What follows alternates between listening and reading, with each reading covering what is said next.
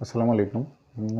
প্রিয় দর্শক, ছোট আরেকটি ভিডিও একেবারে সামান্য, যেটি হলো যে ছাত্র আন্দোলনের সময় তৎকালীন অবৈধ প্রধানমন্ত্রী যে হাসিনা, সে বলেছিল যে দুটি রেলের স্টেশন ভাঙচুর করেছে, এই জন্য নাকি 1 বছরের মধ্যে আর মেট্রো রেল চালু করা যাবে না, 1-1.5 বছর লাগবে এটা চালু করতেই। এই কথাটি আসলে আমার কাছে তখনই সন্দেহজনক মনে হয়েছিল। পরবর্তীতে অনেকেই সন্দেহ করেছিল এবং কেউ আসলে ওইভাবে তো পরীক্ষা নিরীক্ষা করে বুঝতে পারেনি। কিন্তু বর্তমানে দেখা যাচ্ছে যে তখনকার সেই কথা, সেই বাক্য, সেটি সম্পূর্ণ ডাহা, মিথ্যা, বানোয়াট এবং একেবারেই সর্বৈব একটি অগ্রহণযোগ্য কথা ছিল। কেননা সেখানে যেই দুটি স্টেশনে ভাঙচুর করা হয়েছিল, সেই দুটি স্টেশনের জন্য কেন মেট্রো রেল বন্ধ থাকবে, এই কথা বলে মানুষকে বোকা বানানো হয়েছিল, দেশবাসীকে, জাতিকে বোকা বানানো হয়েছিল।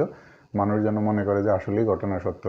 কোনো স্টেশনের ভাঙচুর হলে কিভাবে পুরা মেট্রো রেল বা কোনো ট্রেন অথবা বন্ধ হয়ে যায়, এটি কোনোভাবেই সম্ভব নয়। তো আজকে এখন প্রমাণিত হয়েছে। আজকের যে মন্ত্রী পরিষদ বা বর্তমানে উপদেষ্টা পরিষদের মন্ত্রী সচিব, বিভিন্ন মন্ত্রণালয়ের সচিবরা যাদের সাথে মিটিং হয়েছিল প্রধান উপদেষ্টার, সেখানে বলা হয়েছে যে এই মেট্রো রেল আগামী শনিবার থেকেই পুরা দমে চালু হবে, সেই পূর্বের মতোই। সুতরাং তখন যে মেট্রো রেলের স্টেশনে ভাঙচুর করার কারণে যে এটি সম্পূর্ণরূপে আর চালানো যাবে না, 1-1.5 বছর লাগবে, এই কথাটা একেবারে ডাহা, মিথ্যা।